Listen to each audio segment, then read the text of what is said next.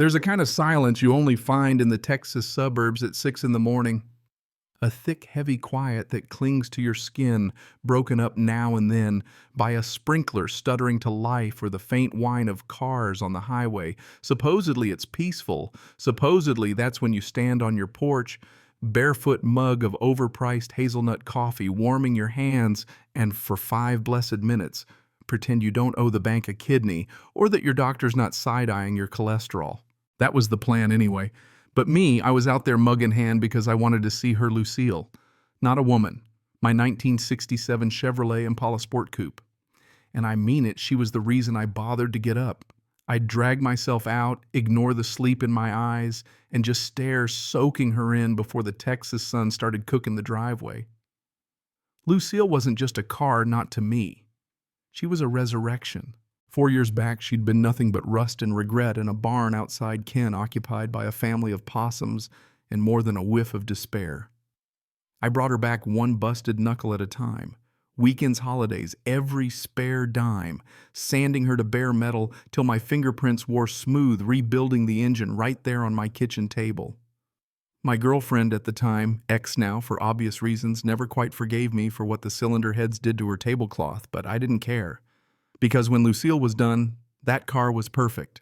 Deep ocean, midnight blue. A paint job so rich it looked black in the shade but burst into sapphire galaxies when the sun hit.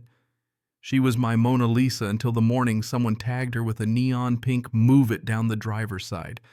At first my brain just wouldn't process it. Like stumbling across a crime scene, your mind refuses the evidence.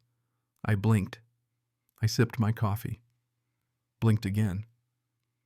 The paint was thick, ugly, dripping down over the chrome rocker panels I'd hunted for 6 months, pooled onto the driveway like some bad joke.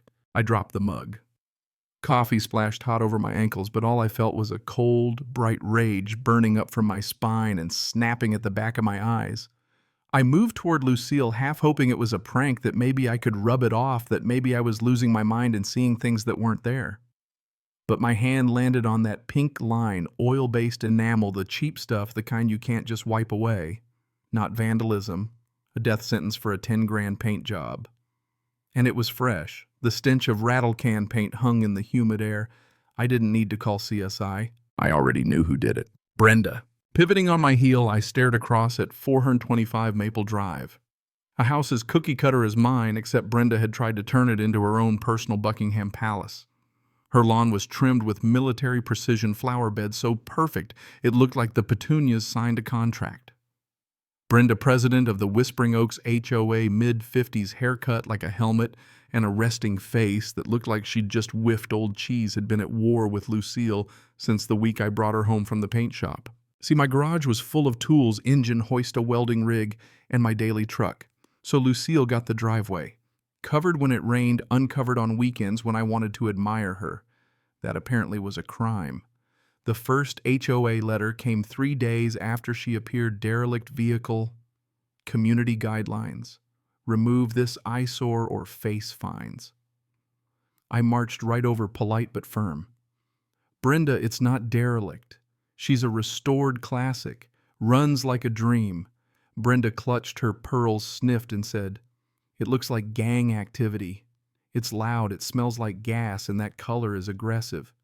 Move it or I'll fine you till you're bankrupt." For months, we'd gone back and forth, oil stain fines where there were none, fines for the car shadow on her mailbox. I wish I was joking. She called city code enforcement, who came, saw high-fived me, and left. She called the cops twice for noise disturbance when I was tuning the carburetor. And now she'd literally spray-painted her demand right onto my Mona Lisa. I almost respected the audacity. Almost. So I stormed across the street, adrenaline crackling. Didn't ring, just pounded the door. Brenda, open up. Silence.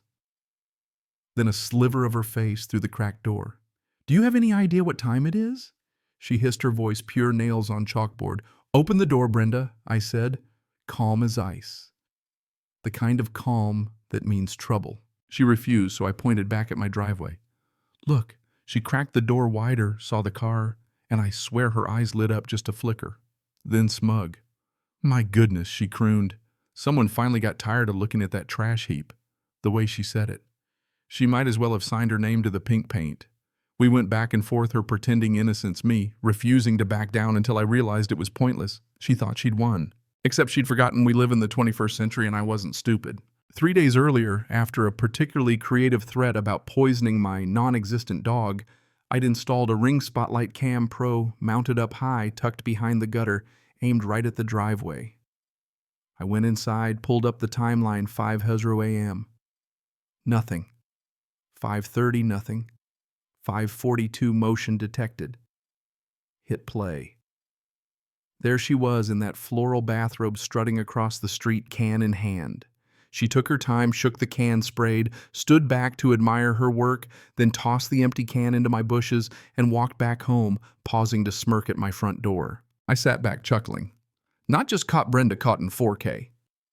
And in Texas, with the repair bill pushing 17 grand, that wasn't a prank. That was a felony. So I dialed 911. Cops showed up, a mountain of a man named Miller. He took one look at the Impala, shook his head, and winced. "Tell me that's vinyl wrap." "Oil-based enamel," I replied.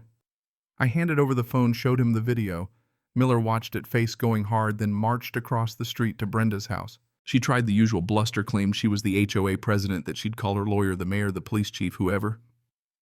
But Miller just told her plain as day, "We have video." That confidence of hers gone in an instant. She screamed about invasion of privacy, deep fakes, the whole circus, but Miller was already reading her rights. In the street, in her bathrobe, right in front of the neighbors. Mr. Henderson came out with his cereal bowl. Mrs. Gable peered from behind the blinds. Ted, Brenda's husband, looked like a ghost who'd been kicked out of his own body. Brenda got cuffed, hollering about lawsuits and revenge. And when she locked eyes with me, spitting threats, I just called back. "You missed a spot on the fender." Miller shoved her in the cruiser. The neighborhood frankly enjoyed the show. The adrenaline faded, but reality set in. I had to get Lucille fixed, and the repair bill staggering $17,450. But that was the price of justice. Meanwhile, Brenda got out on bail. Her pride battered, her reputation shot, a restraining order keeping her from stepping onto my property or even being outside when I was. The neighborhood had turned. People cheered. I'd go outside just to mow the lawn and watch her freeze, caught between pride and the court order. Mr. Henderson started calling me king of the block. Even the dog next door seemed to know she'd lost her power. 3 months later, we went to trial. The DA played the video.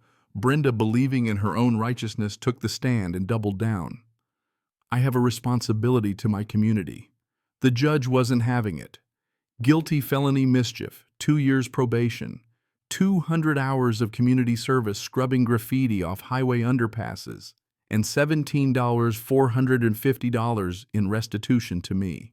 But Brenda wasn't done.